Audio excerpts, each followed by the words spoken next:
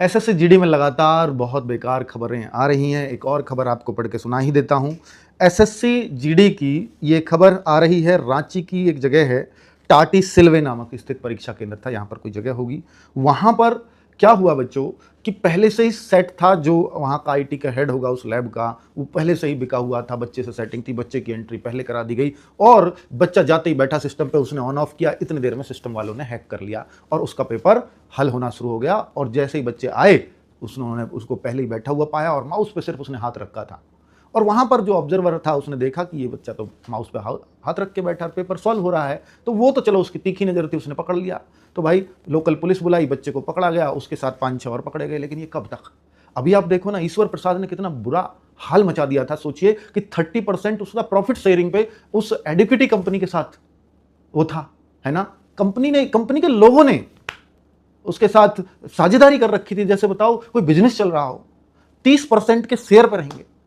तो आप सोचो ना कि भाई जब इतने खुलेआम चीजें चल रही है कि ये तो प्रॉफिटेबल बिजनेस बना रहे हैं, इसको बिजनेस मान रहे हैं। बताओ 100 से ज्यादा लैब थी उसकी, जो एसटीएफ के अपने रिकॉर्ड में है। आशंका है उनको, हो सकता है वो 500 भी हो। अगर मैं 100 ही मान लूं और 40 शिफ्टों में मान लेता हूं कि एग्जाम चला एसएससी जीडी का, तो उसके पास 40 और गुणा 100 आप लैबों में देखोगे तो 4000 बार उसके पास ये मौके हैं उसमें गड़बड़ी करवाने के। और 4000 सेंटरों पे मैंने ये भी मान लिया कि 2-2 बच्चे उसने पकड़े, 8000 वैकेंसीज खराब हो गई, मेहनती बच्चों का हक चला गया वहां से। तो भाई ये आखिर कब तक चलेगा? तो ईश्वर प्रसाद ने तो सबकी आंखें खोल दी। अगर ये पेपर ऑफलाइन होता तो अब तक कब का री एग्जाम घोषित हो गया होता। लेकिन ऑनलाइन है, यहां पर पेपर लीक नहीं होता। हो भी कैसे सकता है पेपर लीक, क्योंकि वो तो एग्जाम हैक होता है, यहां पर तो सिस्टम हैक होता है।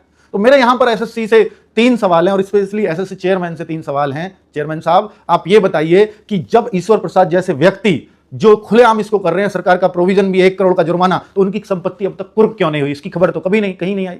और आप सोचो कि अगर 48 नीट में केवल 22 लाख बच्चा था, यहां 48 लाख है, यहां 48 लाख की आवाज नहीं सुनी जा रही। वहां तुरंत सीबीआई को जांच दे दी गई, यहां केवल एसटीएफ पे। मैं ये सवाल नहीं खड़ा कर रहा हूं कि सीबीआई ज्यादा बढ़िया है या एसटीएफ ज्यादा अच्छा काम करती है, लेकिन यहां पर जो अत्याधुनिक उपकरण है, जो अत्याधुनिक तकनीक है, वो सीबीआई के पास होती है।